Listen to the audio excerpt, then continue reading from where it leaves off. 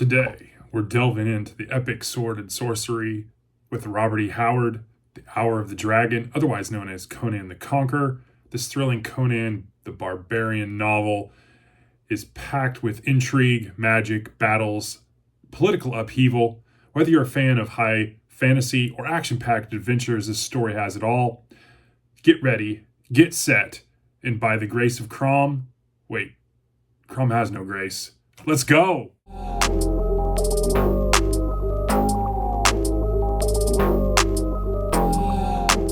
Welcome back to Kevin Toll Reads. I hope you're doing well. Happy Sunday, and I am here to talk Conan.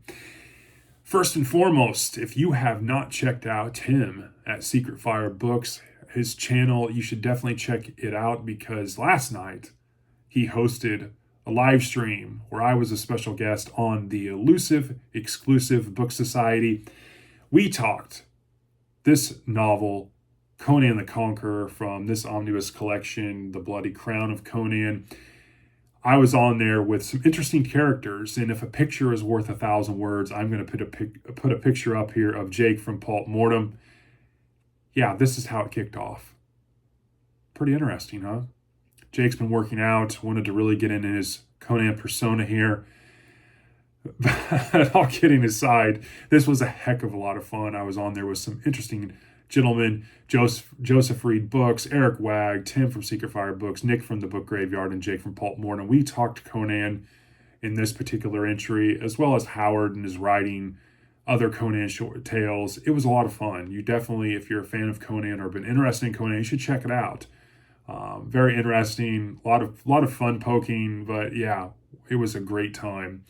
So let's dive right into the summary of this. I learned last night that this was actually serialized before it became a full-length novel in 1934, 1935. Tim at Secret Fire Books, Eric, and others, they have a lot of Conan lore, and I learned quite a bit last night. But a summary of this book, the story opens with Valerius Tarascus and Erastes using the heart of Ahriman to try to overthrow Conan in his rule of the kingdom of Aquilonia. They use the heart of Ahriman to wake up a very powerful sorcerer named Zaltitan. And as a battle commences and their plans maneuver, Zaltitan uses his power to wipe out a huge chunk of Conan's army, and they think Conan has been bested, but unbeknownst to them, at least some of them, Conan lives.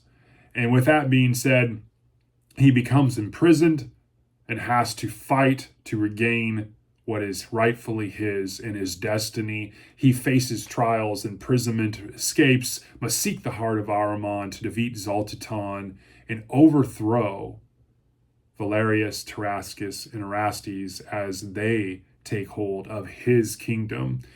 He has to also travel through many countries, face vampires, worshippers of the god Set, pirates, snakes, and of epic final confrontation. This is epic.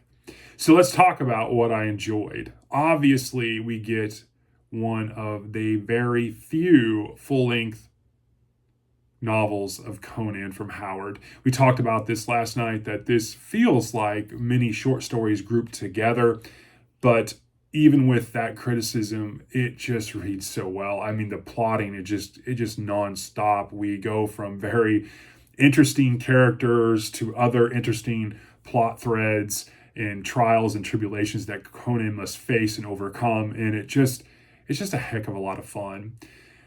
There is a lot of geography covered here. As I mentioned, we go through many different settings, from Stygia to Numidia to Koth to Aquilonia. There's just so much that happens. We have political upheaval and betrayal, imprisonment. We get to see Conan like we've never seen him before. We always get these women that come into Conan's life, whether in a lustful way or just placed very strategically in these stories that end up aiding Conan, and it is very well done. Obviously, we have bosses, we have fights, we have a lot of different maneuvering that happens, and it's just really well done. We have themes that we continue to get a deeper appreciation for Conan being more than just a barbarian and brute muscle. We get to see him and his personality really shine through as Tim mentioned last night. We get to see Conan try to face down something that's more than just, himself and being selfish or being wanting more as a barbarian. We get to see him actually up against something that's going to affect the whole of the country and the world. And that was very interesting. Definitely, we have some supporting characters, some great antagonists, and some sub characters as well. One of my favorite being Hadrathis, a priest of Asura, who helps Conan in his fight against Saltatun and the other political and figurehead kings that overthrew him at the beginning.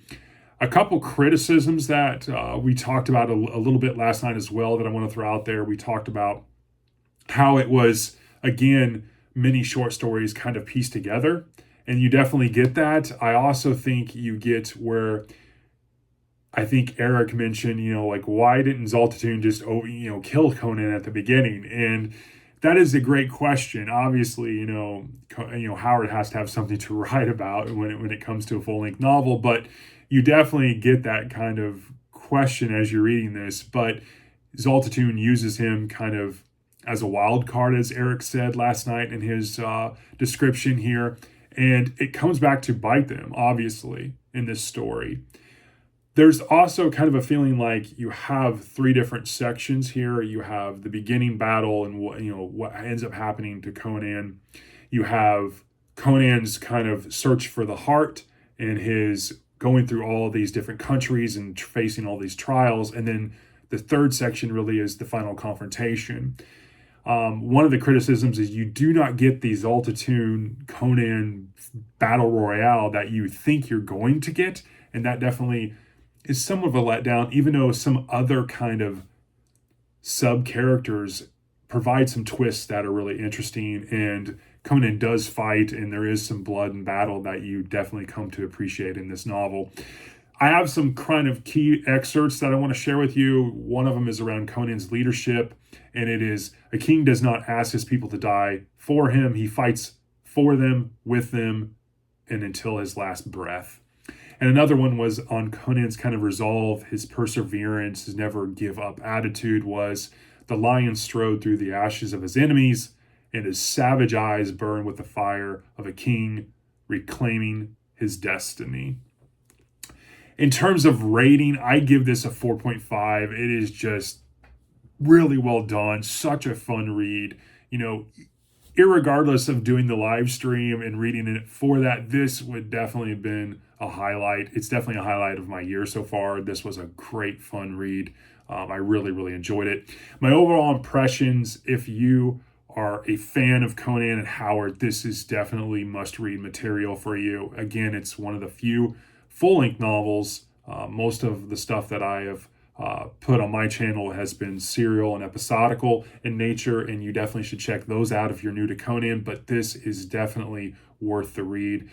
As we talked a little bit last night, I definitely suggest the Del Rey editions, the omnibus collections, because you definitely get the unedited stuff versus some of the standalone novels, older stuff that you can find out there. There definitely is cool artwork with those, but these definitely are unedited and definitely worth your time. Again, overall, this is such a fun read. 4.5 out of 5 from Robert E. Howard. Check this out. The Conan the Conqueror, otherwise known as The Hour of the Dragon. Thanks for tuning in. I hope you appreciate this review. Stay tuned. I will have more Conan content coming on the channel. Definitely am going to finish through this omnibus collection and give you more episodical takes on Conan. Have a great rest of your Sunday. I hope you're doing well. Have a great week, and I will talk to you all in the next one. Thanks.